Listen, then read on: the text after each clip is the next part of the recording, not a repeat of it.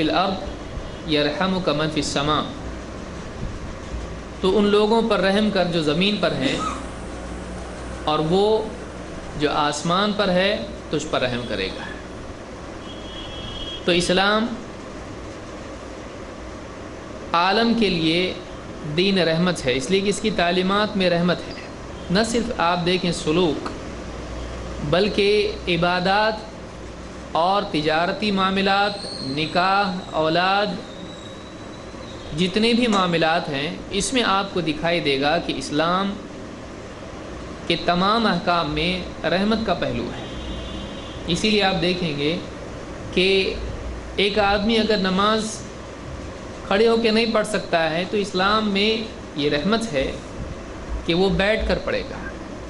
اس کے اوپر اللہ کی طرف سے رحمت ہے کہ اللہ نے اس کے اوپر مشقت نہیں ڈالی۔ وَمَا جَعَلَ عَلَيْكُمْ فِي الدِّينِ مِنْ حَرَجٍ، اللہ نے کہا کہ اللہ نے تمہارے دین میں حرج نہیں رکھا ہے، اللہ نے زبردستی کی مشقت بندے پر نہیں ڈالی ہے۔ روزہ نہیں رکھ سکتا ہے، اس کے لیے مختلف احکام ہیں، یا تو قضا کرے گا، بیمار ہے، مسافر ہے، یا پھر ایک دم ایسا شخص ہے کہ وہ آگے بھی نہیں رکھ سکتا ہے تو وہ فدیہ دے گا۔ حاملہ ہے، مرضعہ ہے، دودھ پلانے والی عورت ہے، یا ایسی عورت ہے جس کے پیٹ میں بچہ ہے، اگر وہ روزہ نہیں رکھ سکتی ہے اور طبیب بتا چکا ہے کہ اس کے لیے خطرہ ہے، اولاد کے لیے خطرہ ہے، یا اس کے لیے خطرہ ہے، یا دودھ پلانے والی عورت کے لیے مشقت ہے، اس کے اندر اس کی طبیعت خراب ہو سکتی ہے، ڈاکٹر بول چکا ہے کہ آپ کے لیے صحیح نہیں ہے، بچے کے لیے صحیح نہیں ہے، تو اس کے لیے فدیہ ہے۔ ابن عباس اور ابن عمر رضی اللہ تعالیٰ عنہما دونوں کا یہی فتویٰ ہے۔ اور قرآن کریم کی آیت وَعَلَى الَّذِينَ يُطِيقُونَهُ فِدْيَةٌ طَعَامُ مِسْكِينٍ، کہ جو لوگ بڑی مشقت محسوس کرتے ہیں ان کے لیے فدیہ ہے مسکین کو کھانا کھلانا۔ تو ایک انسان اگر روزے میں مشقت محسوس کرتا ہے اس کے لیے آسانی ہے، حج، زکوٰۃ، مالی استطاعت نہیں، اس کے لیے آسانی ہے۔ اسلام کے تمام احکام میں آپ کو دکھائی دے گا، یہاں تک کہ اسلام میں جنگی احکام میں بھی آپ کو رحمت کا پہلو دکھائی دے گا کہ اگر دشمن پکڑا جائے، آپ دیکھیں پچھلے زمانوں میں کیا ہوتا تھا، خاص کر کے عرب میں آپ دیکھیں، خود مسلمانوں کے ساتھ یہ ہوا کہ اللہ کے نبی صلی اللہ علیہ وسلم کے چچا عہد کی جنگ میں حضرت حمزہ رضی اللہ تعالیٰ عنہ اور دوسرے صحابہ بھی، لوگوں نے ان کی ناک، کان وغیرہ کاٹنا، جس کو مثلہ کہا جاتا ہے، میوٹیلیٹ کرنا جس کو آپ کہہ سکتے ہیں، کہ جسمانی اعضاء کو کاٹا جاتا تھا دشمن کو ذلیل کرنے کے اعتبار سے اور مقابل کے لوگوں کا دل دکھانے کے اعتبار سے، کہ جو بھی جنگ میں قتل ہوتا تھا اس کی ناک کاٹی جاتی تھی، کان کاٹے جاتے تھے، ہونٹ کاٹے جاتے تھے۔ اسلام میں احکام رہے، اسلام نے احکام دی کہ ایسا کرنا صحیح نہیں ہے، یہ جائز نہیں ہے، مثلہ اسلام میں جائز نہیں ہے۔ اسی لیے آپ نے فرمایا کہ جب تم قتل کرو تو قتل بھی اچھے طریقے سے کرو، تڑپا تڑپا کر مارنا اسلام میں بھی حرام قرار دیا گیا ہے۔ ایک آدمی کو باندھ دیا جائے اور لوگ اس کو تیر مارتے رہیں اور وہ تھوڑا تھوڑا مرے، اس طرح سے اسلام میں بھی منع ہے۔ یہاں تک کہ انسان تو دور، اگر جانور کے ساتھ بھی ایسا کیا جاتا ہے تو یہ بھی حرام ہے۔ اللہ کے نبی صلی اللہ علیہ وسلم کے صحابی عبداللہ ابن عمر رضی اللہ تعالیٰ نے دیکھا کچھ بچے ہیں جو ایک مرغی کو باندھ کر تیر اندازی اس پر کر رہے ہیں، اپنا نشانہ صحیح کر رہے ہیں۔ انہوں نے ڈانٹ کے بچوں کو بھگا دیا اور ان کے جو ذمہ دار تھے، سرپرست تھے، ان کے پاس گئے، کہا اپنے بچوں کو سنبھالو، یہ کیا ہے؟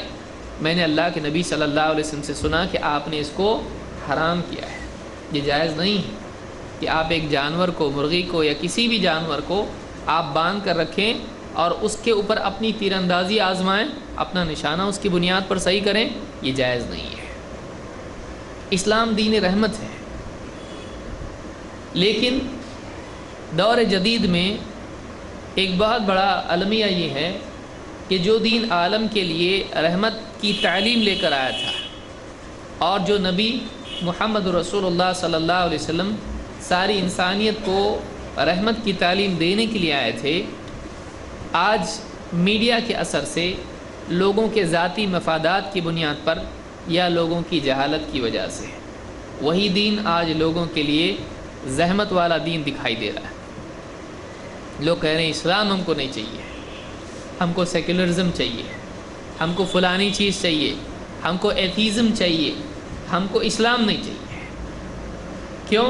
اس لیے کہ اسلام کے علاوہ دین ماننے والوں کے لیے دنیا کا عذاب ہے۔ اسلام لوگوں کی جان کا دشمن ہے۔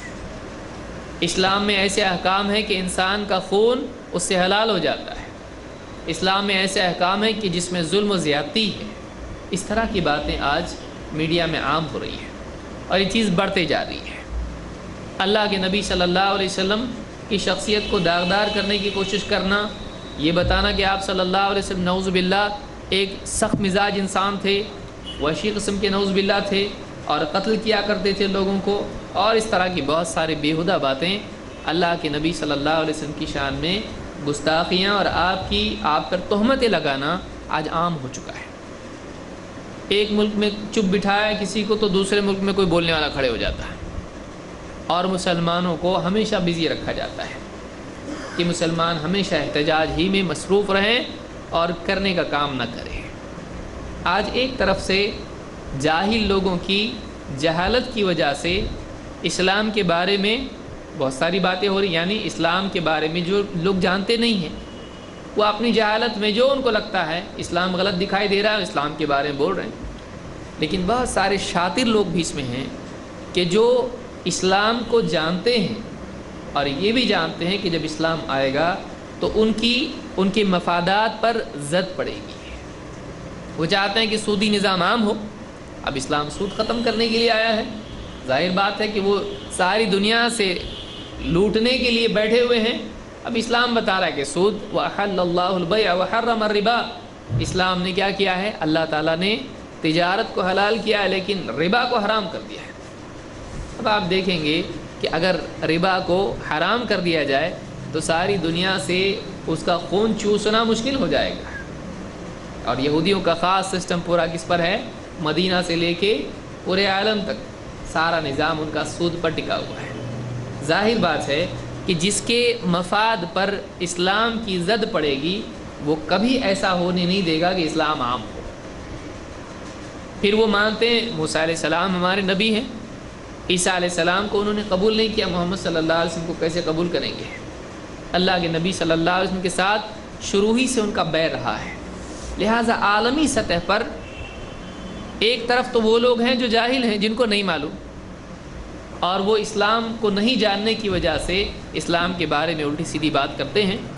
لیکن ایک طبقہ ایسا بھی ہے جو اسلام کو جانتا ہے، لیکن جاننے کے باوجود ان کو معلوم ہے کہ ہمارے مفاد پر، ہماری سیاست پر، ہماری معیشت پر، ہماری عزت پر، ہمارا ہولڈ جو بھی ہے اس پر اسلام کی زد پڑے گی، ہماری گدی چھینے گی۔ اس کے لیے وہ لوگ کبھی اسلام کو پنپنے نہیں دیں گے۔ اب کسی چیز کو پنپنے نہیں دینا ہے تو کیا کرنا پڑے گا؟ اس کو بدنام کرو۔ بدنام کرنے سے لوگ اپنے آپ اس سے دور ہو جاتے ہیں۔ کسی شخص کی، کسی چیز کی، کسی جماعت کی، کسی دین کی مقبولیت بڑھ رہی ہے، کسی فکر کی مقبولیت بڑھ رہی ہے، اس کو بدنام کرو، کیچڑ اچھالو، لوگ اس کے بارے میں مشکوک ہو کے دور ہو جاتے ہیں۔ اللہ کے نبی صلی اللہ علیہ وسلم کی شخصیت کے بارے میں یہی کیا جا رہا ہے۔ کوئی ایک آدمی نہیں ہے، یہ لائن لگا کے کر رہے ہیں لوگ۔ ایک آدمی جب لائن سے ہٹتا ہے دوسرا آگے لائن میں کھڑا ہو جاتا ہے۔ کوئی آتا ہے بولتا ہے قرآن ٹیررزم سکھاتا ہے اس لیے ہم قرآن کو جلائیں گے۔ کوئی آتا ہے محمد صلی اللہ علیہ وسلم نعوذ باللہ ٹیررسٹ تھے، وہ کارٹون بنا کے پھر بازو کو ہو جاتا ہے۔ پھر کوئی آتا ہے نبی صلی اللہ علیہ وسلم کی نکاح پہ بات کرتا ہے، کوئی آتا ہے اسلامی احکام میں طلاق پہ بات کرتا ہے، پھر کوئی آتا ہے پھر اسلام کے اندر عورت کے حقوق پہ بات کرتا ہے، کوئی پردے پہ بات کرتا ہے، کوئی جنگ کے احکام پہ بات کرتا ہے۔ ایک کے پیچھے ایک دنیا میں لوگ لگے ہوئے ہیں، سب کام پہ لگے ہوئے ہیں۔ چاہتے کیا ہیں؟ کہ اسلام کا بڑھتا ہوا سیلاب روکنے کی کوشش کریں، اسلام سے لوگوں کو بدزن کریں، اسلام سے لوگوں کو دور کریں۔ اس میں بعض اوقات مسلمانوں کی نادانی جلتے ہوئے پہ مزید پیٹرول ڈالنے کا ذریعہ بن جاتی ہے کہ ایک طرف یہ بتایا جاتا ہے کہ اسلام ٹیررزم سکھاتا ہے، اور ایک آدمی کھڑا کے بولتا ہے اسلام ٹیررزم سکھاتا ہے، ان کے نبی ٹیررزم سکھاتے تھے، ان کا قرآن ٹیررزم سے بھرا ہوا ہے، بند کرو، بین کرو اس کتاب کو۔ مسلمان سوچتے ہیں اپنے پڑھتے تو نہیں ہیں، کم سے کم اتنا تو کام کر سکتے ہیں، قرآن ہم پڑھتے تو ہے نہیں، عمل بھی ہم اس پہ کرتے نہیں ہیں، چلو کم سے کم اتنا ہی کر کے اپنا نام شہیدوں کی فہرست میں لگا سکتے ہیں۔ کیا کریں گے؟ چیخ پکار کریں گے، بس پھوڑیں گے، دکانیں جلائیں گے، جو بھی ملا اس کو ماریں گے، پیٹیں گے۔ اس سے اپنے اسلام کا جذبہ ظاہر کرنے کی کوشش کرتے ہیں۔ اگلے دن پھر میڈیا میں یہ بھی آتا ہے، دیکھو ہم بول رہے تھے نا مسلمان ایسے ہیں، اسلام بھی ایسا ہے، مسلمان بھی ایسے ہیں۔ مسلمان ایسے کیوں ہیں؟ اس لیے کہ اسلام ان کو ایسا کرنا سکھاتا ہے۔ یہ اسلام کی بنیاد پر ایسا کر رہے ہیں نا، یہ اسلام یہی سکھاتا ہے، ہم یہی بول رہے تھے، اب دیکھو ثبوت بھی مل گیا۔ ہم نے 1400 سال پہلے کے معاملات پر الزام لگایا تھا، آپ دیکھو، آپ اپنی آنکھوں سے دیکھ لو مسلمان کیسے ہیں۔ تو ایک دعویٰ، ایک دلیل، تو مسلمان اپنے ہاتھوں اسلام کی بدنامی میں شریک ہوتا ہے۔ یہ ایک عجیب قسم کی سازش ہے جس کا ایک پرزہ مسلمان بھی بن جاتے ہیں، ایک پہیہ اس گاڑی کے چلنے کے لیے مسلمان بھی بن جاتے ہیں، نہیں جانتے کہ ہم کو کیسے استعمال کیا جاتا ہے۔ تو اس کے لیے آج اس دور میں بہت بڑی ضرورت ہے کہ ہم اسلام کے سلسلے میں خود جانیں۔ پہلا کام تو یہ ہے، جس کا کیس لڑ رہا ہے اس کو خود ہی معلوم نہیں کیس ہے کیا۔ بتائیے ایسا وکیل کبھی کامیاب ہوگا؟ کورٹ میں کھڑے ہوئے ہاں بول کیا ہوا وہاں پوچھ رہا، اس کو پہلے سے معلوم ہونا چاہیے کہ واقعی کیس کیا ہے، تبھی وہ اچھے سے دفاع کر سکتا ہے۔ آج مسلمان کا بڑا مسئلہ یہ ہے کہ اسلام کی طرف سے کیس لڑنے کے لیے کھڑا ہے، جذبہ بھرپور ہے ہمالیہ پہاڑ کے اتنا، لیکن معلومات کیسی ہے؟ معلومات بالکل بھی نہیں ہے۔ جذبے کی تھیلی بھری ہوئی ہے، معلومات کی تھیلی بالکل خالی ہے، کچھ معلوم نہیں۔ نبی کے بارے میں پوچھو معلوم نہیں، اسلام کے بارے میں پوچھو معلوم نہیں، قرآن کے بارے میں پوچھو معلوم نہیں، کچھ بھی معلوم نہیں۔ اب بتائیے جو آدمی جانتا نہیں ہے وہ آدمی کیسے کسی کیس میں دفاع کر سکتا ہے، ڈیفنس کیسے کر سکتا ہے؟ آج اس دور میں ضرورت ہے کہ اسلام اور پیغمبر اسلام محمد عربی صلی اللہ علیہ وسلم کی شخصیت کو داغدار کرنے کی جتنی کوششیں کی جا رہی ہیں، ہم اس سلسلے میں اپنی ذمہ داری نبھائیں۔ ہم کو اللہ نے اس کا حکم دیا ہے کہ ہم اللہ کے نبی صلی اللہ علیہ وسلم کا دفاع کریں، ہم کو اللہ نے اسلام کا دفاع کرنے کے لیے ذمہ داری ڈالی ہے۔ اللہ تعالیٰ نے قرآن کریم میں فرمایا وَلَا تُطِعِ الْكَافِرِينَ وَجَاهِدْهُمْ بِهِ جِهَادًا كَبِيرًا۔ اے نبی آپ انکار کرنے والوں کی باتوں میں مت آ جانا، یہ آپ پہ دباؤ ڈال رہے ہیں دعوت چھوڑ دو، یہ آپ کو رشوت دینے کی کوشش کر رہے ہیں، خوشامد کر رہے ہیں، دعوت چھوڑ دو، شرک کے خلاف مت بولو، ہمارے باطل کے خلاف مت بولو، میٹھی میٹھی باتیں کرو، ایسا کچھ مت بولو کہ ہماری ساری عمارت ڈھہ جائے۔ مشرکین ایسا کرتے تھے، یہود ایسا کرتے تھے۔ اللہ تعالیٰ نے فرمایا کہ انکار کرنے والوں کی بات ماننا مت، آپ کو دعوت کے لیے بھیجا، آپ کو دعوت دینا ہے، آپ چپ نہیں ہو سکتے کسی کے بولنے پر، اپنی دعوت چھوڑ نہیں سکتے، آپ اپنی باتوں میں ڈھیلاپن پیدا نہیں کر سکتے، لچک پیدا نہیں کر سکتے۔ وَدُّوا لَوْ تُدْهِنُ فَيُدْهِنُونَ، اللہ نے کہا کہ یہ چاہتے ہیں کہ آپ اپنی بات میں نرم پڑ جائیں تو وہ بھی نرم ہو جائیں۔ قرآن میں اللہ نے کہا اس بات کو، یہ چاہتے ہیں آپ جو ایک دم کھل کے بول رہے ہو شرک غلط، بت پرستی غلط، یہ غلط وہ غلط، یہ چاہتے ہیں کہ آپ اپنی بات تھوڑی نرم کر دیں، تو پھر یہ بھی کیا ہوں گے، اپنی بدسلوکی میں تھوڑے نرم پڑ جائیں گے۔ تو اس کے لیے آپ کو کہنا دیکھو تم نرم ہو جاؤ ہم بھی نرم ہوں گے، تم سخت ہو جاؤ گے ہم بھی سخت ہوں گے، تم حق بولو گے ہم ستائیں گے۔ اللہ نے کہا وَلَا تُطِعِ الْكَافِرِينَ، آپ انکار کرنے والوں کی باتوں میں مت آنا، وَجَاهِدْهُمْ بِهِ جِهَادًا كَبِيرًا، اور تم ان سے جہاد کرو اس قرآن کے ذریعے سے، بڑا جہاد، تم ان سے جہاد کرو اس قرآن کے ذریعے سے، بڑا جہاد۔ بڑا جہاد کیسے؟ بڑا جہاد اس لیے کہ چھوٹے جہاد میں کیا ہوتا ہے، ایک آدمی سے لڑتے ہیں تلوار سے اور اس کی گردن اڑا دیتے ہیں، اب اگر وہ کفر پہ تھا تو سیدھا کہاں جاتا ہے؟ جہنم میں۔ اور وہاں جتنے تھے ان میں سے ایک کم ہو جاتا، 100 تھے تو 99 ہو گئے، 50 تھے تو اس سے کم ہو گئے، ایک ایک کر کے وہاں کم ہو جاتے ہیں جو باطل والے ہیں۔ لیکن اس سے حق والوں کی گنتی بڑھتی کیا؟ نہیں، کبھی کبھی یہاں بھی گھٹتا ہے، ایک وہاں گیا تو ایک یہاں بھی جاتا ہے، وہاں گھٹیا گیا یہاں بہادر جاتا ہے۔ یہ ایک جہاد کی صورت ہے کہ جس میں جنگ کی صورت میں ایسا ہوتا ہے، جنگ کی صورت میں ایسا ہوتا ہے، اہل باطل میں سے کچھ لوگ مارے جاتے ہیں تو اہل حق میں سے بھی مارے جاتے ہیں، ان میں سے بھی کچھ لوگ شہید ہوتے ہیں، ان میں سے ایسے لوگ جاتے ہیں جو واقعی قیمتی افراد تھے۔ اس میں دونوں طرف کا نقصان ہوتا ہے، لیکن بڑا جہاد جو علمی جہاد ہوتا ہے، جو دعوتی جہاد ہے، جو قرآن والا جہاد ہے، اس میں کیا ہوتا ہے؟ اس میں باطل کے صف میں جو کھڑا ہے اس کو جھنجھوڑا جاتا ہے، اس کا باطل ٹوٹتا ہے، اس کو قتل نہیں کیا جاتا ہے، اس کے اندر جو باطل بیٹھا ہوا جو ڈرائیور اس کو قتل کیا جاتا ہے، اور اس کا پورا سافٹ ویئر چینج کیا جاتا ہے۔ ہارڈ ویئر سیم ہے اس کا، اندر سے پورا سافٹ ویئر اس کا کیا ہو جاتا ہے؟ چینج، وہ نئی مشین بن جاتا ہے بالکل، اور وہ آدمی آ کے کدھر کھڑا ہو جاتا ہے؟ حق والوں کے ساتھ کھڑا ہو جاتا ہے۔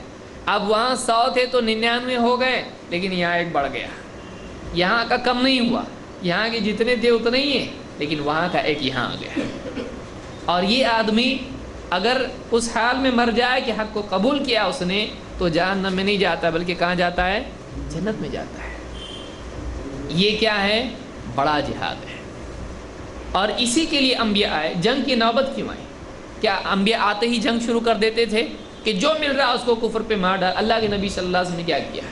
پورا مکہ کفر سے بھرا ہوا ہے، سارے لوگ بت پرستی میں مبتلا ہیں، یہاں تک کہ گھروں میں تو چھوڑیے، اپنے اپنے گھروں میں بت ہیں، اللہ کے گھر میں بھی کیا ہے؟ بت رکھے ہوئے ہیں، سارے بتوں سے بھر دیا اللہ کے گھر کو، تصویروں سے، بتوں سے اللہ کے گھر کو بھرا ہے۔ ننگے طواف کر رہے ہیں، بچیوں کو دفن کر رہے ہیں، آپس میں جنگیں کر رہے ہیں، اور خون پی رہے ہیں، حلال حرام کی کوئی تمیز نہیں، سود کا نظام عام ہے، ساری برائیاں مکہ کے اندر موجود ہیں، عربوں کے اندر موجود ہیں۔ اللہ کے نبی صلی اللہ علیہ وسلم کو جب اللہ نے نبی بنایا تو کیا دی؟ تلوار، لو یہ تلوار، اب جاؤ سیدھا، جو بھی راستے میں ملے جو کفر اور شرک میں پڑا ہے اس کی گردن مارو۔ یہ کیا اللہ نے؟ نہیں، اللہ نے کیا دیا؟ اقرأ بسم ربک الذی خلق۔ پہلا ہتھیار کیا دیا؟ قرآن۔ پہلا ہتھیار کیا دیا ہے؟ قرآن۔ پہلی چیز جو دی، جو باطل کے رد کا ذریعہ تھا، وہ قرآن دی، اور آپ نے ایک ایک کر کے قرآن لوگوں کو سنایا۔ مشرکین آپ کے پاس آتے آپ کو روکنے کے لیے، سمجھانے کے لیے، آپ قرآن پڑھ کے سناتے تھے، اور اس قرآن کے ذریعے سے آپ نے پورے عرب کا ماحول بدل دیا۔ اذا جاء نصر اللہ والفتح ورأیت الناس يدخلون فی دین اللہ افواجا۔ ایک ایک کر کے لوگ آتے گئے، عمر بن خطاب ہوں یا ابو بکر صدیق رضی اللہ تعالیٰ ہوں، ماننے والے ایک دم مخالف، ایسے ایسے لوگ جو نہیں مانتے تھے، اللہ تعالیٰ نے قرآن کے ذریعے سے ان کو ہدایت دی، نبی کریم صلی اللہ علیہ وسلم کی تعلیمات کے ذریعے ہدایت دی۔ اللہ نے فرمایا وَلَا تُطِعِ الْكَافِرِينَ، اے نبی انکار کرنے والوں کی بات ماننا مت، اپنی بات پہ آپ جمے رہیے۔ وہ آپ کو جھٹلا رہے ہیں، دل چھوٹا مت کیجیے، وہ آپ کو دھمکیاں دے رہے ہیں، گھبرانے کی ضرورت نہیں ہے، وہ آپ کو ورغلا رہے ہیں، رشوت دینے کی باتیں کر رہے ہیں، ہم آپ کو اپنا سردار بناتے، چھوڑو نا ذرا دعوت، ہمارا کام خراب ہو رہا تمہاری دعوت کی وجہ سے، دعوت بند کرو، ہم تم کو اپنا کیا بناتے ہیں؟ سردار۔ نہیں، قبیلے میں کوئی تو اچھی عورت چاہیے تو ہم اس سے نکاح کر دیتے آپ کا، یہ چاہیے آپ کو؟ نہیں۔ سارا مال جمع کرتے آپ کو دیتے ہم چاہیے؟ نہیں۔ ہر طرح سے سردار بنانا، مال دینا، عورت، یہی تو چیزیں ہیں۔ دیکھیے ویکنیس انسان کے کیوں آدمی پیچھے ہٹ جاتا؟ یہ تین ہی چیزیں ہیں، پیسہ چاہیے، عورت چاہیے، پوسٹ چاہیے، کیا چاہیے؟ کچھ بھی نہیں چاہیے۔ آپ کو روکنے کی کوشش کر رہے ہیں دعوت سے، کیونکہ ان کو معلوم ہے سارا مسئلہ بگڑ رہا ہے اس دعوت کی وجہ سے۔ اصل دعوت ہے، دعوت دیتے دیتے دیتے مشرکین نے آپ کو وہاں پر جینا مشکل کر دیا، ستایا، مارا، پیٹا، زخمی کیا، کئیوں کو قتل بھی کیا. سمیہ رضی اللہ تعالیٰ عنہ قتل کیا ان کو عذاب دیا گیا, ستایا گیا, یہاں تک کہ مجبور ہو گئے ان کو مکہ چھوڑ کے مدینہ جانا پڑا.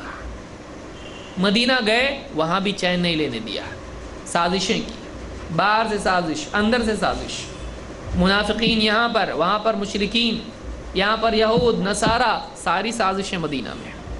باہر سے لشکر آ رہے ہیں, حملے کی باتیں ہو رہی ہیں, سرکشی کر رہے ہیں. پھر جا کے اللہ کے نبی صلی اللہ علیہ وسلم نے جب اتمام حجت ان کے اوپر ہو گیا, پھر ان کے ساتھ میں جنگ کی. اگر جنگ واقعی ہوتی تو پہلے دن سے کرتے, آتے ہی شروع کرتے, قریش جتنے ہیں سب کے ساتھ جنگ کرتے, اللہ سے دعا کرتے اللہ میرے ساتھ کوئی نہیں, فرشتے بھیج دے, ان کے ساتھ جنگ کرنا ہے, اس لیے کہ اصل تو جنگ ہی ہے, یہ کفر والے ان کو ختم کرنا ہے, تیرے گھر کو پاک کرنا ہے, بھیج فرشتے. نہیں, 13 سال تک مکہ میں دعوت دیتے رہے. اگر واقعی لوگوں کو قتل کرنا, باطل والوں کو مٹانا مقصود ہوتا تو پہلے دن سے ہی شروع ہو جاتے. کیا اللہ کے نبی صلی اللہ علیہ وسلم بہادر نہیں تھے؟ کیا آپ کو ہتھیار استعمال کرنا آتا نہیں تھا؟ آپ کتنے بہادر تھے. آپ تبوک کی جنگ میں, غالباً تبوک ہی میں, اللہ کے نبی مسلمانوں میں بالکل جو ہے بھگدڑ مچ گئی. اللہ کے نبی صلی اللہ علیہ وسلم اپنی سواری پر تھے, سواری سے اتر گئے. کوئی یہ نہ سمجھے کہ بھاگنے کی تیاری کر رہے ہیں, سواری سے اتر گئے اور اونچی آواز میں کہا, انا النبی لا کذب انا ابن عبد المطلب, میں نبی ہوں, اس میں کوئی جھوٹ نہیں ہے, میں عبد المطلب کی اولاد میں سے ہوں, میں عبد المطلب کی اولاد میں سے ہوں.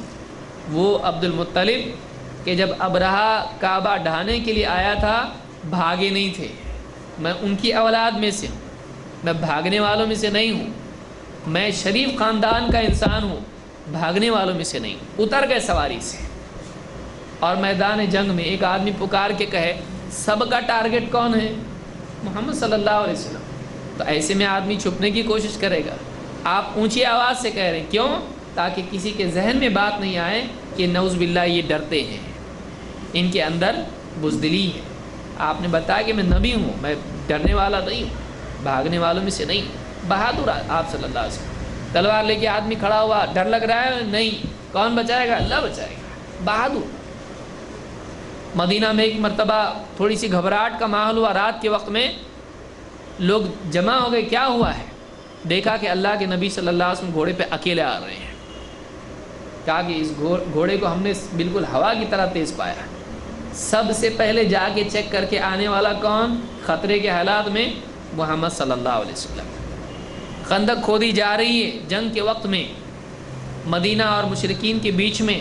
خندق کھودنے والوں میں شریک کون ہے؟ یہ نہیں کہ گھر میں جا کے بیٹھے ہیں, خندق کھودنے والوں میں اللہ کے نبی صلی اللہ علیہ وسلم شریک ہے. اللہ کے رسول صلی اللہ علیہ وسلم ایک بہادر انسان تھے, لیکن آپ صلی اللہ علیہ وسلم بہادری کا ڈسپلے نہیں کرتے تھے کہ میں بہادر, میں نہیں ڈرتا. بہادر آدمی ایسا نہیں بولتا. بہادر آدمی واقعی بہادر ہوتا ہے, وہ بولنے والا کم ہوتا ہے. اللہ کے نبی صلی اللہ علیہ وسلم کے سر پہ لوگوں نے مٹی ڈالی, آپ کو دھکے دیے, آپ کے ساتھ بدسلوکی کی, آپ کے سامنے آ کے آپ کو برا بھلا کہتے تھے, لیکن آپ صلی اللہ علیہ وسلم ایک دم پختہ انسان تھے, اپنے آپ کو کنٹرول میں رکھنے والے انسان تھے. آپ سے ایک آدمی نے کہا اگر آپ کشتی لڑو میرے سے, اگر لڑو گے تو پھر سمجھو گا واقعی نبی ہیں.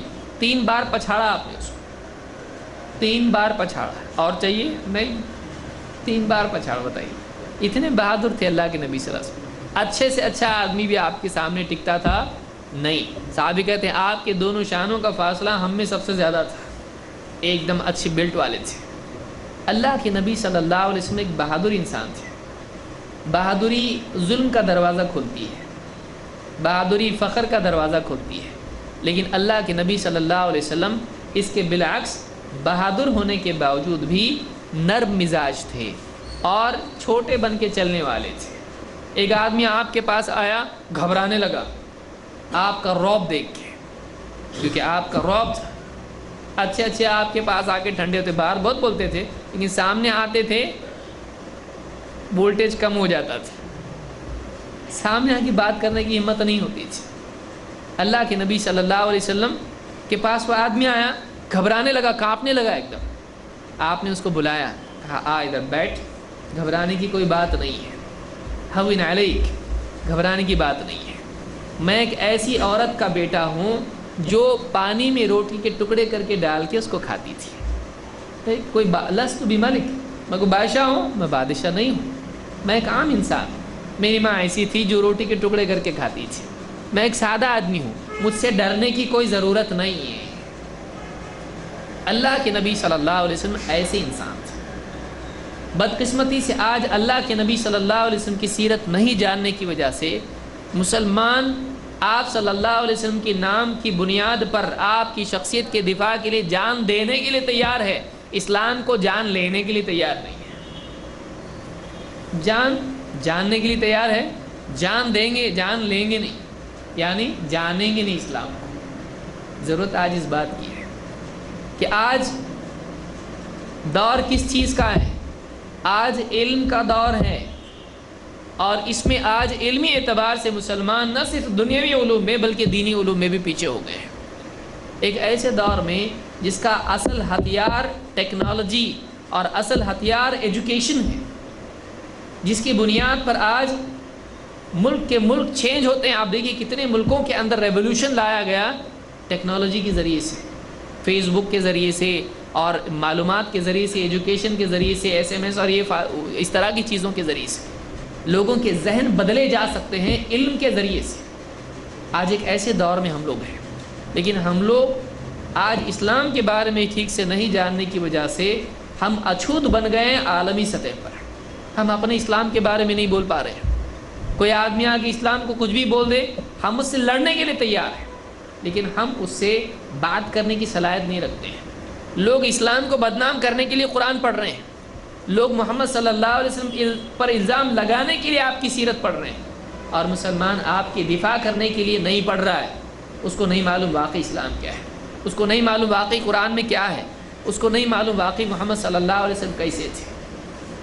بہت ضروری اس وقت اس بات کی ضرورت ہے کہ ہم قرآن کو جانیں اور قرآن کے ذریعے اسلام کی دعوت لوگوں میں پیش کریں. اللہ نے فرمایا وَلَا تُطِعِ الْكَافِرِينَ وَجَاهِدْهُمْ بِهِ جِهَادًا كَبِيرًا. اللہ کیوں اس کو جہاد کبیر کہہ رہا ہے؟ قرآن کے ساتھ جہاد کرنے کو اللہ نے کیوں بڑا جہاد قرار دیا ہے؟ اس لیے کہ اس کے ذریعے سے باطل ٹوٹتا ہے، صرف باطل والے نہیں. دیکھیے دو چیزیں ہیں، ایک تو یہ کہ روبوٹ بن بن کے آ رہے ہیں، آپ سے لڑ رہے ہیں، ایک گیا تو دوسرا آتا. اب آپ کتنوں سے لڑیں گے؟ آپ نے پورا فیوز ہی بند کر دیا، جس سے پروڈکشن ہو رہا ہے وہ پروڈکشن ہی ختم کر دیا آپ نے. بتائیے اب کیا ہو سکتا ہے؟ اب ہوگا کچھ نہیں ہوگا. باطل جس فکر کی بنیاد پر اسلام کے خلاف لڑ رہا ہے، آپ اس فکر کو توڑ دیجئے، اپنے آپ باطل ختم ہو جاتا ہے، اپنے آپ اس کی بنیاد پر لڑنے والے رک جاتے ہیں. مثال کے طور پر ایک آدمی آپ سے لڑنے کے لیے آیا، اب اس کو لگ رہا ہے کہ غلطی آپ کی ہے. اس کا بھائی گیا اس کے پاس، بولا دیکھو مجھ کو مارا اس نے، دانت ٹوٹ گیا. اب وہ غصے میں آیا کہ اس نے دانت توڑا اس کا. اب وہ لڑنے کے لیے آیا آپ سے، اب آپ کے پاس آیا، آپ کا دشمن بن کے آیا. کیوں؟ اس لیے کہ آپ نے اس کے بھائی کو پیٹا، اس کے دانت ہلا دیے. اب وہ آدمی جب یہاں آیا تو یہاں آ کے دیکھا تو یہ ہاسپٹل میں پڑا ہوا ہے اس کا بھائی. اس کے دانت تو نہیں، آنکھ کان ناک سب، چہرہ بدل گیا ہے اس کا، اور پورا اس کو ڈاکٹر اس کے اطراف بھاگ رہے ہیں، ICU میں پڑا ہوا ہے. اب وہ آگے جب دیکھے گا اوہ یہاں پہ تو معاملہ ایسا کہ اصل کلپرٹ یہ ہے، یہ تو وکٹم ہے، اس نے تو صرف دانت ہلایا، اس نے تو پورا سر سے پاؤں تک اس کو ہلایا ہے، دواخانے میں پہنچا دیا، اور آ کے کہہ رہا ہے کہ اس نے مجھ کو مارا. اب وہ جب لڑنے کے لیے آیا تھا، جب اصل کیس دیکھے گا تو آپ کیا بولے گا؟ بھائی معاف کرنا، غلطی میرے بھائی کی ہے، کیس ویس مت کرو میرے اوپر. کیوں؟ اس لیے کہ اتنا بڑا کام کرنے کے بعد اس کو ایک آپ نے مارا ہے تو بہت تھوڑا مارا، میں جا کے اس کو گھر پہ دھلائی کرتا ہوں اس کی. ایسے کام کرتا ہے. آدھی بات جب آدمی کو معلوم ہوتی ہے تو وہ لڑنے کے لیے کھڑا ہوتا ہے، پوری بات جب معلوم ہوتی ہے تو معافی مانگنے والا بن جاتا ہے. پوری بات بتانے کے لیے ہم تیار ہی نہیں ہیں. لوگ اسلام کے بارے میں آدھی باتیں بتا رہے ہیں. کیا بتا رہے ہیں؟ کئی آیتیں کاٹ کاٹ کے بتا رہے ہیں، حدیثیں کاٹ کاٹ کے بتا رہے ہیں. کیا؟ جیسے حدیث پیش کر رہے ہیں کیسی کہ جان لو کہ جنت تلواروں کے سائے میں ہے. حدیث ہے، بالکل کوئی اس میں شک نہیں ہے، اور ہے ایسا ان الجنت تحت ظلال السیوف، کہ جنت تلواروں کے سائے میں ہے. بولے دیکھو تمہارا اسلام 24 گھنٹے تلوار کے سائے میں رہو، جنت میں جانا تو تلوار رکھنی پڑے گی. دیکھو گھر چیک کرو، ان کے گھر میں بھی ہوگی. ان کا اسلام ہی سکھا رہا ہے کہ جنت کہاں ہے؟ تلواروں کے سائے میں ہے. اب پوری حدیث نہیں دیکھی، پوری حدیث پیش نہیں کی. اب مسلمان بھی چپ سن رہا ہے، ہاں اب ایسا ہے تو ہے، اب کیا کرنے کا. اب اس کے پاس کوئی جواب نہیں ہے، اور کورٹ میں کیس چل رہا ہے اسلام کے خلاف. دیکھو اسلام تمہارا ایسا، اور تم بولتے نا ٹیررزم نہیں سکھاتا اسلام. یہ کیا ہے؟ تلواروں کے سائے میں اسلام، جنت تلواروں کے سائے میں ہے. کیا جواب ہے آپ کے پاس؟ ہمارے پاس کوئی جواب نہیں ہے. کیوں نہیں ہے؟ ہم اسلام پڑھے ہوتے تو جواب ہوتا ہمارے پاس. اب پوری حدیث جب پڑھی تو معلوم ہوا اللہ کے نبی صلی اللہ علیہ وسلم میدان جنگ میں کہہ رہے ہیں کہ اے لوگو لا تتمنوا لقاء العدو واسألوا اللہ العافیہ. اے لوگو دشمن سے لڑنے کی تمنا مت کرو، اللہ سے عافیت ہی مانگتے رہو. لیکن پھر فَإِذَا لَقِيتُمُوهُمْ فَاثْبُتُوا، لیکن پھر جنگ چھڑ ہی جائے تو پھر بھاگو مت، جمے رہو. اور پھر جان لو کہ جنت تلواروں کے سائے میں. یہ دیکھو یہ اینڈ میں آنے والا، اس کے پہلے کیا ہے نہیں دیکھا. آپ بتائیے کسی بھی ملک کی ملٹری کو کہا جائے گا، کسی بھی ملک کی ملٹری کے بارے میں آپ بتائیے، کوئی بھی ملک ہے اس کی فوج ہے، اس کے بارے میں لوگ یہ کہیں گے کہ بھاگ کے آنا، ہاں آپ لڑنا مت، آپ پوری ٹریننگ لو اور جاؤ اور لڑو مت. کوئی ایسا ملک ہے؟ ایسے ملک کی فوج کو کیا کہیں گے لوگ؟ بزدل کہیں گے. ہر ملک کی فوج ہوتی ہے، اور اس فوج کو ٹرین کیسا کیا جاتا ہے؟ لڑنے کے لیے. لیکن اللہ کے نبی صلی اللہ علیہ وسلم، آج بھی آپ کسی بھی ملک کی فوج کو دیکھیں، ان کو مینٹلی پورا برین واش کیا جاتا ہے. کل مارنا ہے، لڑنا ہے، قتل کرنا ہے، دشمن کو نیست و نابود کرنا ہے، ایسا سکھایا جاتا ہے. ان کو برین واش کیا جاتا ہے پورا. یہ کون سا اسلام ہے؟ اسلام بتائیے کیا بتا رہا ہے؟ لوگوں دشمن سے لڑنے کی تمنا مت کرو. کیوں؟ اس لیے کہ جنگ واقعی مطلوب نہیں ہے. دشمن سے جنگ کی تمنا مت کرو. لا تتمنوا لقاء العدو، دشمن سے مٹبھیڑ کی تمنا مت کرو. لا تتمنوا، تمنا آکاش کے جنگ ہو جائے مت کرو. وصلی اللہ العافیہ، اللہ سے عافیت ہی مانگتے رہو. نہ ہو تو اچھا، ہم جنگ نہیں چاہتے. دیکھیے نبی صلی اللہ علیہ وسلم کہاں بول رہے ہیں؟ پارلیمنٹ میں. یہ جنگ کے میدان میں بول رہے ہیں وہاں پہ، لیکن بول رہے ہیں ابھی بھی تمنا مت کرو، عافیت مانگو، ٹل جائے تو اچھا. لیکن اگر دشمن نہیں مانتا ہے، ہم کو لڑنا ہی ہے، اگر وہ نوٹی بوائے ہے، اگر سنتا ہی نہیں ہے، اس کو لڑنا ہی ہے نا. دشمن ایسا بھی تو ہو سکتا. اب آپ بتائیے کون سا دنیا کا شریف آدمی ایسا ہے، لوگ آ کے اس کو مار رہا ہے کوئی آ کے، اور وہ اس کی بیوی کو چھیڑ رہا ہے، بچوں کو پیٹ رہا ہے، اس کو بھی مار رہا ہے، اور کہے نہیں صبر کرنا چاہیے. کون آدمی غیرت ہے؟ اس کو غیرت مند کوئی بھی نہیں کہے گا.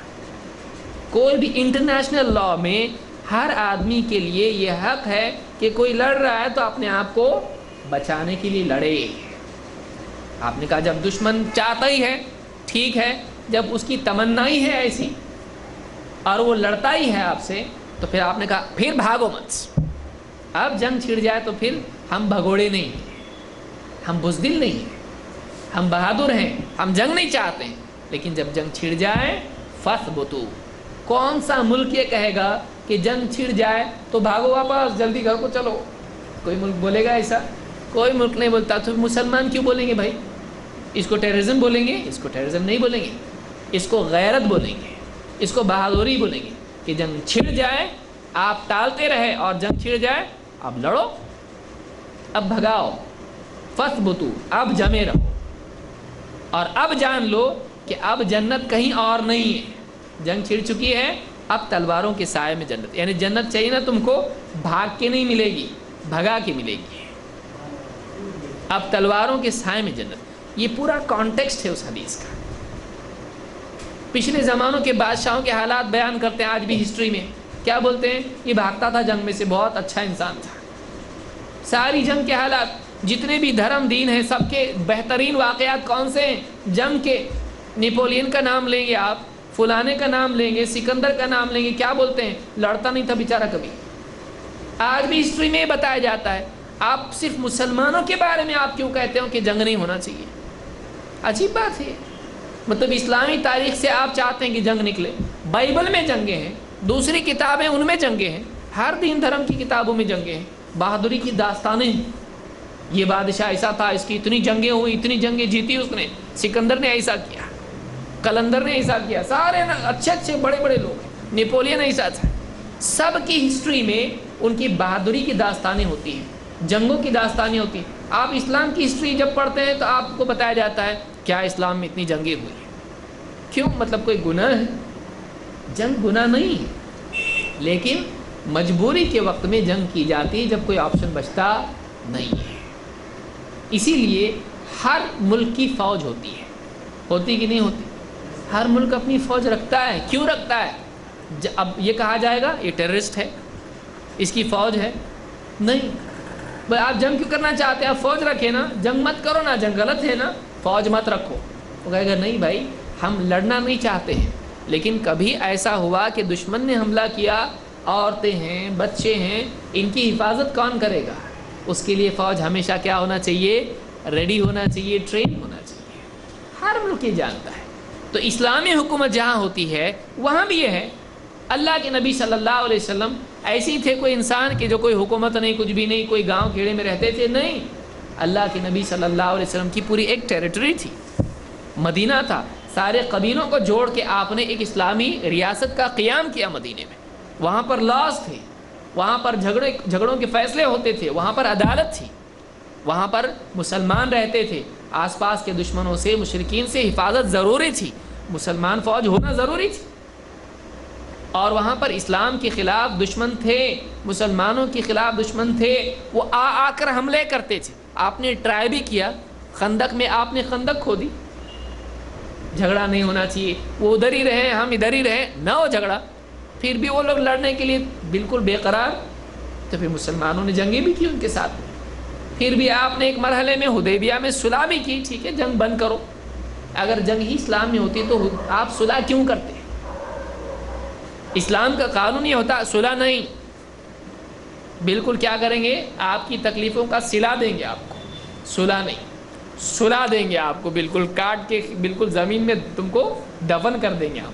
ایسا کہا نہیں، صلح کیا آپ نے ان سے، آپ نے ان کے ساتھ میں جنگ نہیں کرنے کی بات پرستاؤ رکھا آپ نے۔ بتائیے کون ایسا کرتا ہے؟ اور ون سائیڈڈ کون مانتا ہے؟ پاور ہونے کے باوجود، پاور ہے، لڑ سکتے ہیں، لیکن ہم جنگ نہیں چاہتے ہیں، تو کیسا جنگ کرنا؟ کیا کرنا ہے؟ تمہاری ایک طرفہ شرطوں کو ہم مانیں گے۔ کیوں؟ وار نہیں چاہیے ہم کو۔ اب بتائیے اس کو کیا کہیں گے آپ؟ پیس ٹریٹی کس نے کی؟ امن کے لیے معاہدہ کس نے کیا؟ محمد صلی اللہ علیہ وسلم نے کیا۔ اگر واقعی آپ صرف جنگ چاہتے تو آپ کیوں کرتے ایسا؟ یہ کئی چیزیں ہیں جو بتاتی ہیں کہ اللہ کے نبی صلی اللہ علیہ وسلم امن کے لیے آئے تھے، جنگ کے لیے نہیں۔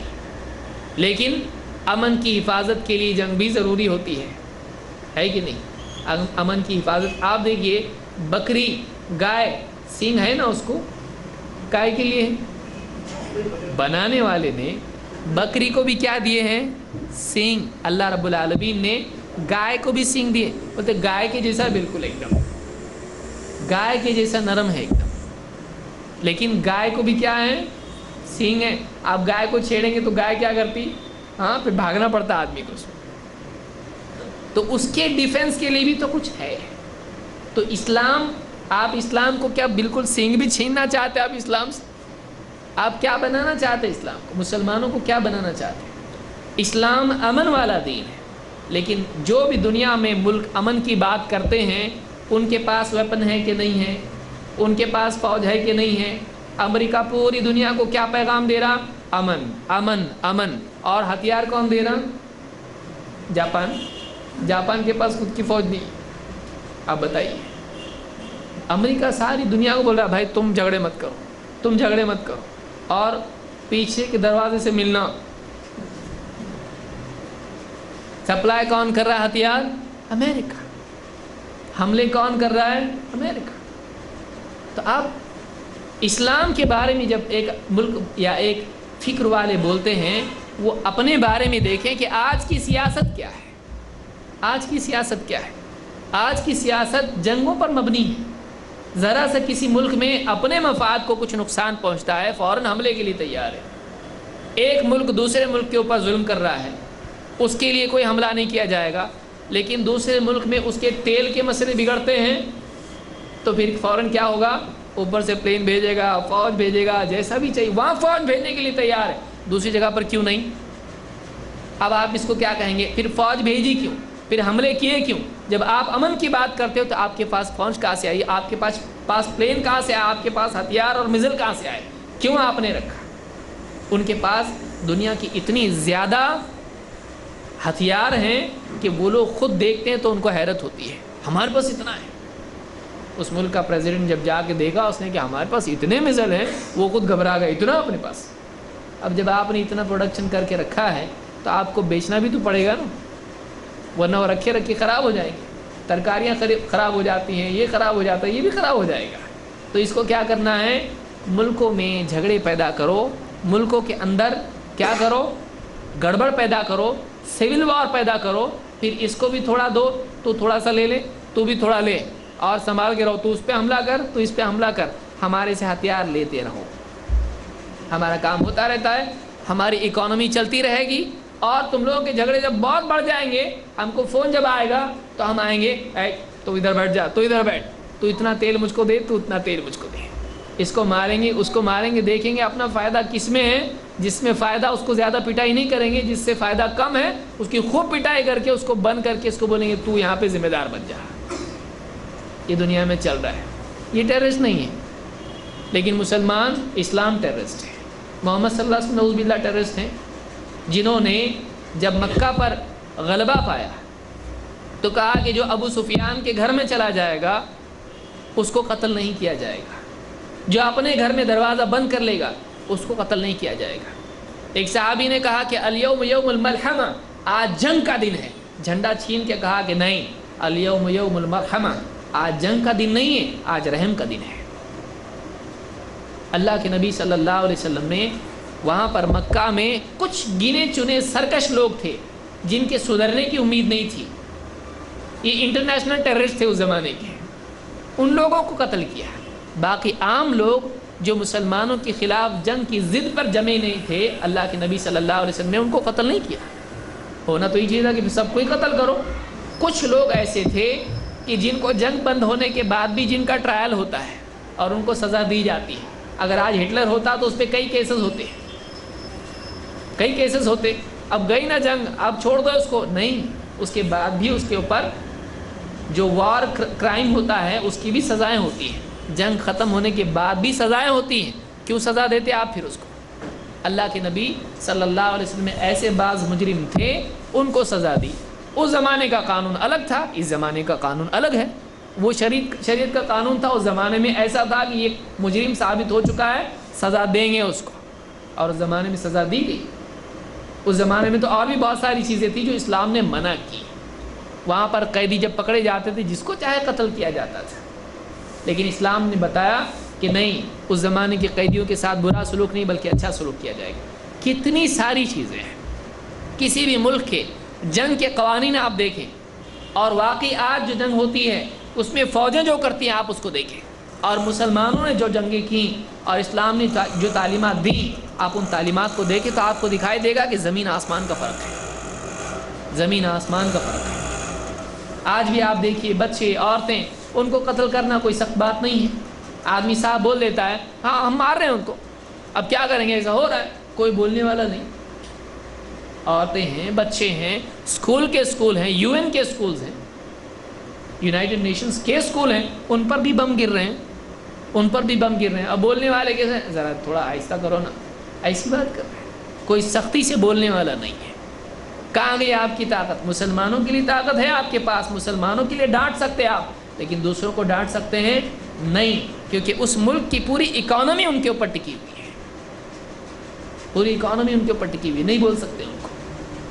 سارے ملک ایک طرف ہیں، اگر بولتے ہیں کہ نہیں ان کو روکنا چاہیے، سختی کرنا چاہیے، لیکن ایک ملک ہے امریکہ اس کی سائڈ لے کے بولے گا نہیں نہیں نہیں، اس کے اوپر سینکشنز نہیں آنا چاہیے، یہ میرا قریبی ہے، بھتیجا ہے، فلانا ہے، بھانجا ہے، کون ہے معلوم نہیں، وہ اپنی طرفداری کر رہا ہے، اس کو ٹیررزم نہیں بولیں گے تو آپ کس کو ٹیررزم بولیں گے؟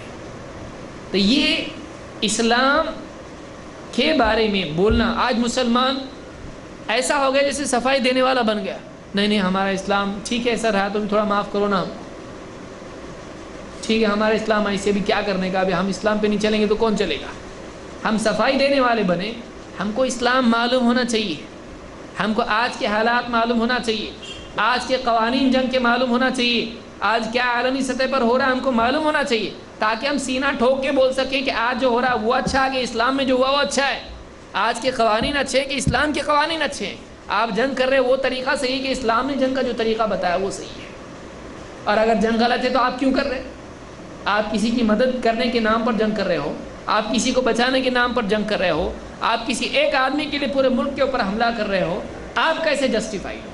ہم کو بولنے آنا چاہیے، لیکن اگر ہمارے پاس نالج نہیں ہوگا تو ہم بات کر سکتے ہیں نہیں، اسلام جنگ والا دین نہیں ہے، لیکن بدقسمتی سے آج عالمی سطح پر جس کو بھی بولنے آ رہا وہ اسلام کے خلاف ایک ہی بات بول رہا ہے، لائن لگا کے لوگ بول رہے ہیں اسلام نا بہت برا ہے اسلام، پھر وہ جا رہا کہیں جا رہا شراب پی رہا، پھر دوسرا آ رہا لائن میں کھڑے ہو رہا ایک بات بولو ہاں اسلام بہت خراب ہے، وہ جا رہا پھر بدکاریوں میں مبتلا ہو رہا ہے، پبلک سن رہی ہے اس کی بات کو، اور مسلمان کونے میں بیٹھے ہوئے ہیں، مسلمان کونے میں بیٹھے ہوئے بولنے کے لیے تیار نہیں، کیا بولوں معلوم ہی نہیں کچھ، میرے کو کچھ معلوم نہیں ہے، تو اس کو اگر معلوم ہوتا اسلام کیا ہے تو آ کے بولتا ذرا ٹھہرو ادھر آ، تو واپس بیٹھ ادھر کرسی پہ، میں بولتا ابھی سن اسلام ایسا ہے اور ایسا نہیں ہے، ہمارے پاس وہ طاقت کیوں نہیں ہے؟ قرآن کی تعلیمات ہم کیوں نہیں پیش کر سکتی؟ کیوں؟ اس لیے کہ قرآن اپنے کو معلوم نہیں ہے، اپنے کو کیا معلوم ہے؟ اپنے کو بہت ساری دوسری چیزیں معلوم ہیں، اپنے کو کرکٹ کے پلیئر معلوم ہیں، کون میچ جیتا، کون فٹ بال کھیل رہا ہے، فائنل کب ہے اور سیمی فائنل کب ہے، کون سی ٹیم کا کون کیپٹن ہے، ہم کو یہ معلوم ہے، کون سا فلم سٹار کتنی اس کی فلمیں ہیں، کون سی فلم کا کون سا گانا ہے، یہ ہم کو معلوم ہے، یہ ہم کو معلوم ہے کہ فلانی ہوٹل کہاں ہے اور اس میں کہاں بریانی کہاں اچھی ملتی ہے اور پائے کہاں اچھے ملتے ہیں اور کھچڑا کہاں اچھا ملتا ہے، ہم کو یہ معلوم ہے۔ آج مسلمان یہ کر رہا ہے، مسلمان کو اسلام معلوم نہیں ہے، مسلمان کو محمد رسول اللہ صلی اللہ علیہ وسلم کی زندگی معلوم نہیں ہے، مسلمان کو اسلامی احکام معلوم نہیں ہے، اسلام جنگ والا دین نہیں ہے، لیکن اسلام میں جنگ منع بھی نہیں ہے، دونوں میں فرق ہے، اسلام امن کے لیے آیا ہے، لیکن امن کی حفاظت کے لیے اگر جنگ ہے تو اسلام میں اس کے قاعدے بتائے گئے ہیں، یہ نہیں کہ آپ کسی کو بھی قتل کرنا شروع کر دیں، اس کے قاعدے ہیں، جیسے ہر ملک کے جنگ کے قاعدے ہوتے ہیں، اسلامی حکومت میں بھی جنگ کے قاعدے بتائے گئے، وہ ٹیررزم نہیں ہے، اسلام یہ نہیں سکھاتا کہ آپ جا کے کسی کی بھی آپ جان لیں، کہیں بھی بم دھماکے آپ کریں، کسی کو بھی آپ اساسینیٹ کریں، کسی کو بھی آپ ہائی جیک کر کے پلین لے جائیں اور بولیں ہمارا آدمی چھوڑو، اسلام یہ نہیں سکھاتا ہے، اسلام یہ نہیں سکھاتا کہ کسی کو بھی پکڑ کے مارو، آپ اس سے پوچھو کلمہ پڑھتا ہے نہیں مار ڈالے اس کو، اسلام یہ نہیں سکھاتا ہے، اور اس کا جو ہے ویڈیو بنا کے آپ لوگوں میں بانٹو، اسلام یہ نہیں سکھاتا ہے۔ تو کیا اسلام ہے اور کیا اسلام نہیں ہے یہ جاننا ضروری ہے، اور آج سے زیادہ میں سمجھتا ہوں اس کی ضرورت کبھی اور اتنی زیادہ نہیں تھی، کیونکہ آج پورا میڈیا ایک دم تیار ہو کے منظم طور پر اسلام کے خلاف بول رہا ہے، جانے انجانے کس بنیاد پر، اپنے مفاد کی بنیاد پر، نادانی کی وجہ سے، کس وجہ سے معلوم نہیں، لیکن ہر اعتبار سے ہماری ذمہ داری ہے، ہماری ذمہ داری کیا ہے؟ ہم اسلام کا پیغام لوگوں کو دیں، لوگوں کی شبہات کا جواب دیں، ان کا کنفیوژن ہے، آپ اس کو آپ کے خلاف کوئی الزام لگائے، کل آپ وہاں کھڑے ہوئے تھے، آپ وہ شراب کی دکان کے باہر کھڑے ہوئے تھے، آپ شراب پی رہے تھے، ارے نہیں اللہ کی قسم میں نہیں پی رہا تھا، وہاں میں بس کے انتظار میں کھڑا تھا، دیکھا نہیں تو وہاں بس سٹاپ ہے، اس کے پیچھے شراب خانہ ہے، میں شراب کے لیے نہیں، میں بس کے لیے کھڑا تھا۔ آپ اپنی صفائی کتنی دیں گے؟ اور بولے ٹھیک ہے بعد میں بات کرتے ہیں، آپ خود فون کرو گے چاہے ایس ٹی ڈی کیوں نہ ہو، آپ خود اس کو فون کر کے بولیں گے دیکھ بھائی تیرے کو غلط فہمی ہو رہی ہے، ایسا نہیں ہے، ایسا ہے۔ آپ اپنی صفائی دو گے کہ نہیں دو گے؟ ہم اپنی صفائی دینے میں کتنے ذمہ دار ہیں، کتنا ہم کو شوق ہے کہ ہم اپنی صفائی دیتے ہیں، لیکن اسلام کے اوپر تہمتیں لگیں، اسلام کے خلاف بہت کچھ بولا جائے اور ہم کچھ بولنے کے لیے تیار نہیں ہیں۔ ہم اسلام کے سلسلے میں صفائی پیش نہ کریں، اسلام کے اوپر سے تہمتوں کے پردے اور پرت الگ نہیں کریں، صاف نہیں کریں، بتائیے ہم کیسے بری ذمہ ہو سکتے ہیں؟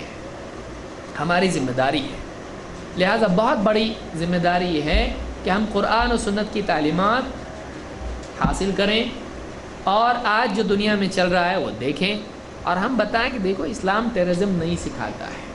بعض ہمارے نادان قسم کے لوگوں نے کہا ہر مسلمان کو ٹیررسٹ ہونا چاہیے، یہ اور جلے پہ نمک چھڑکنے والا معاملہ ہے، یہ نادانی ہے۔ ٹیررزم ایک اصطلاح ہے، آج کے دور میں وہ برے معنی میں آ رہی ہے۔ یہ ایسے ہی جیسے کوئی آدمی کہے ہر مسلمان کو گنڈا ہونا چاہیے۔ کیسا گنڈا؟ باطل کے خلاف گنڈا۔ تو گنڈا کا لفظ ایک غلط استعمال ہو رہا ہے، آپ اس کو اچھے معنوں میں کتنا بھی استعمال کرنے کی کوشش کریں، لوگوں کے ذہنوں میں وہ غلط ہی بیٹھا ہوا ہے، آپ اس کو اچھا پیش کرنے کی کوشش مت کرو۔ جیسے کوئی آدمی کرے کہ ہر مسلمان کو کافر بننا چاہیے، آپ بتائیے پٹائی نہیں ہوگی مسجد کے اندر اور باہر دونوں طرف؟ بولے کافر ہونا چاہیے بتوں کا، بعد میں بول رہا ہے مار کھانے کے بعد۔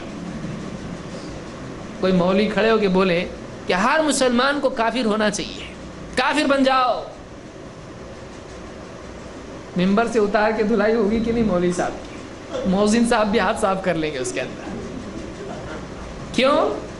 جو اصطلاح جس اعتبار سے استعمال ہوتی ہے اسی کا اعتبار ہوتا ہے، لوگ اسی طرح اس کو سمجھیں گے۔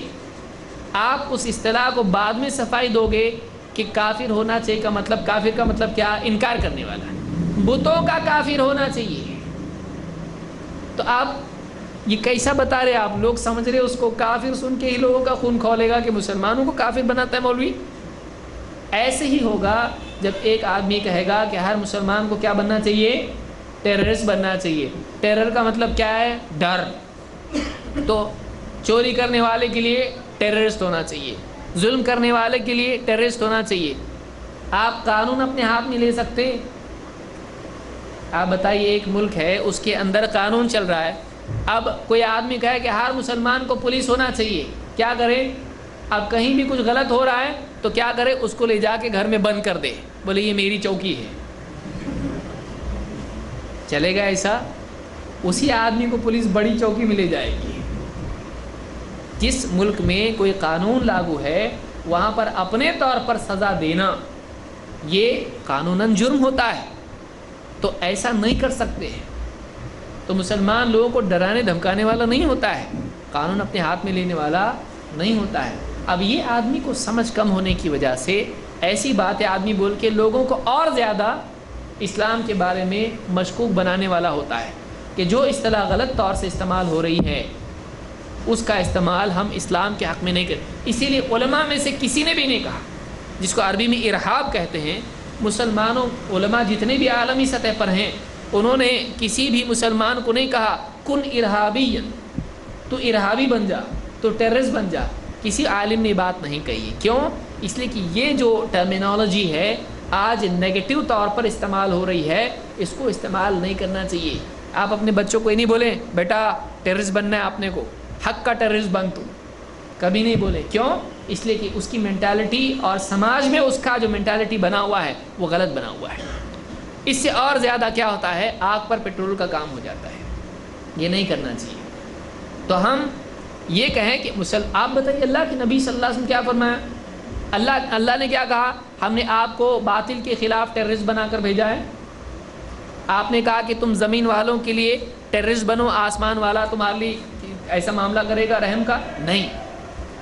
اللہ کے نبی صلی اللہ علیہ وسلم نے فرمایا کہ ارحم من فی الارض یرحمک من فی السماء، تو زمین والوں پر رحم کر اور آسمان والا تجھ پر رحم کرے گا۔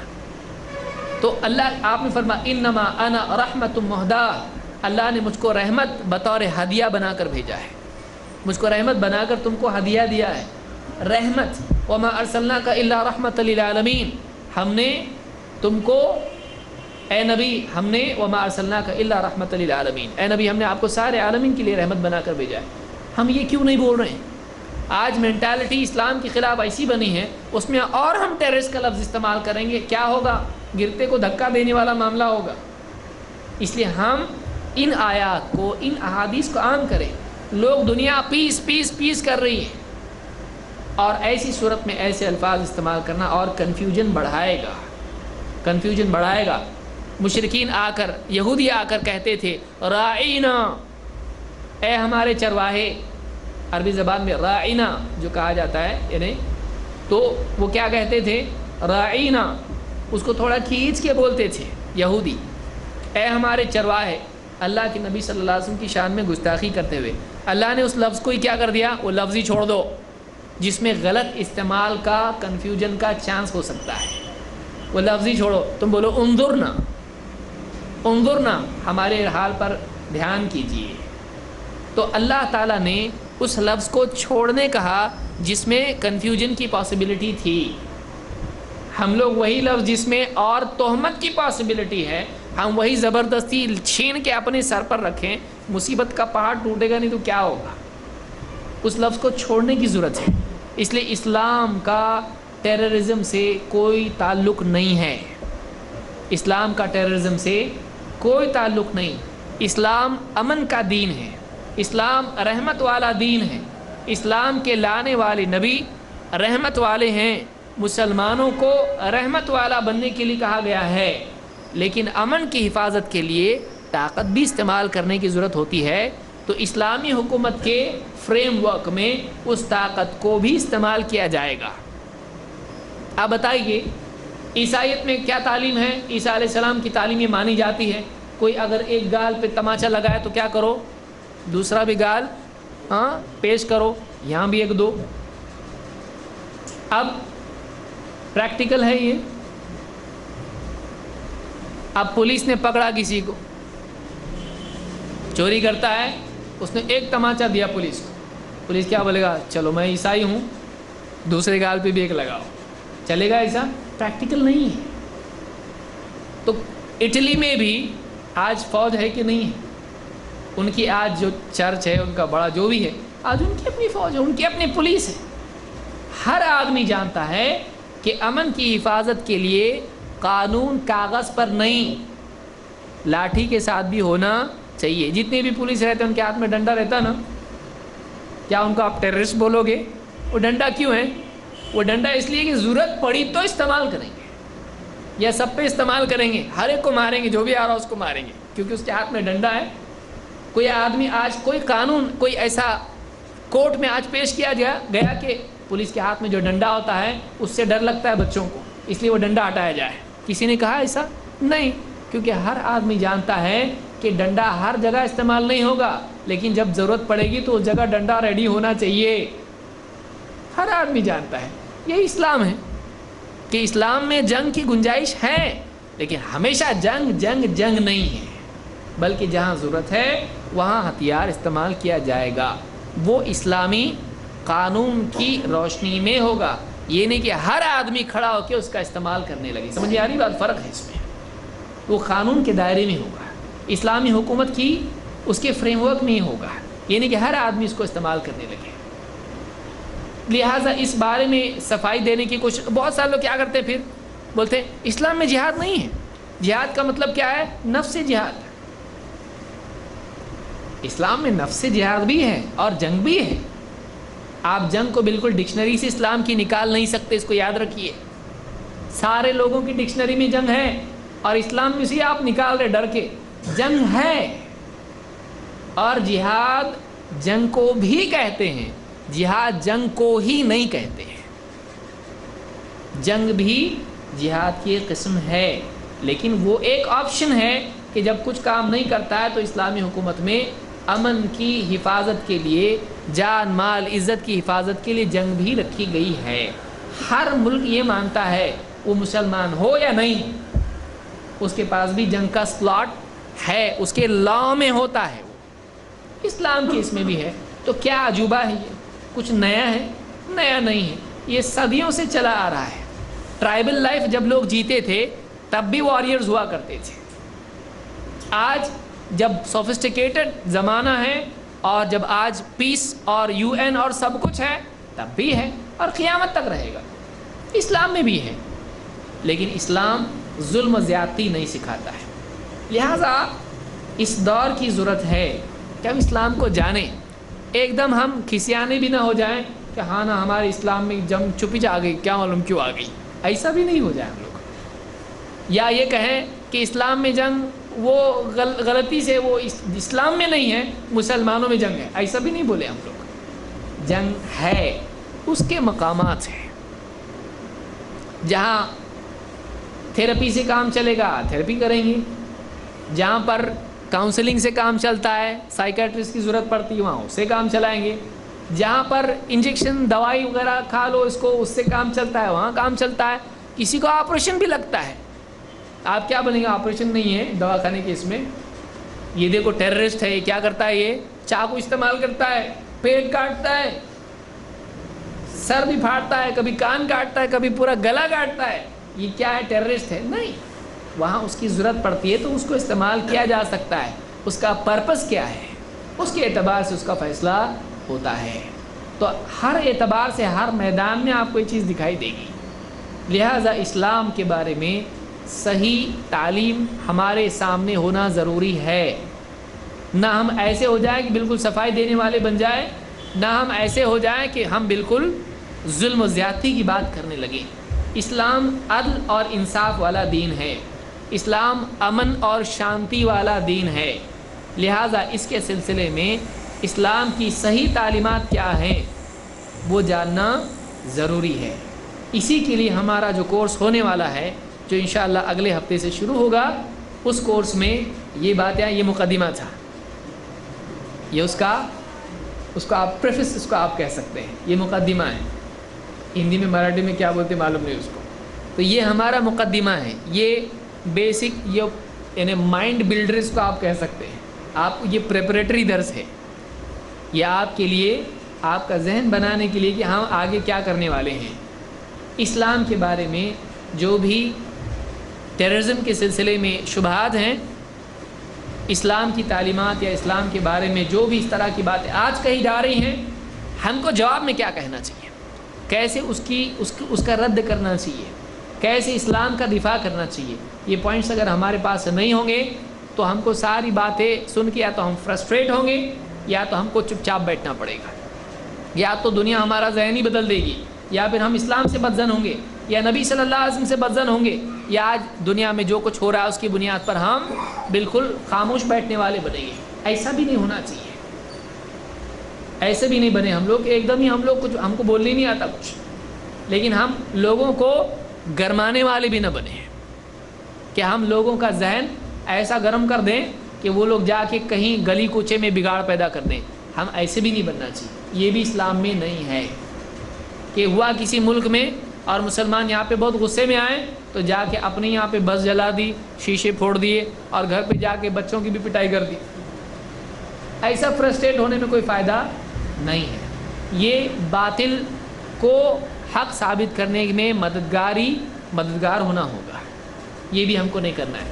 فرسٹریشن نہیں ہونا چاہیے. امید آج بھی ہے, لیکن کتنی بھی اندھیری رات ہو جائے اگلے دن واپس سورج آتا کہ نہیں آتا؟ آتا نا, آتا.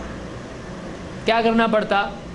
جلدی آ بول کے مچانا پڑتا, جلدی آ جلدی آ جلدی آ. اس کا اپنا ٹائم ہے, اس کے آنے تک انتظار کرنا پڑتا ہے.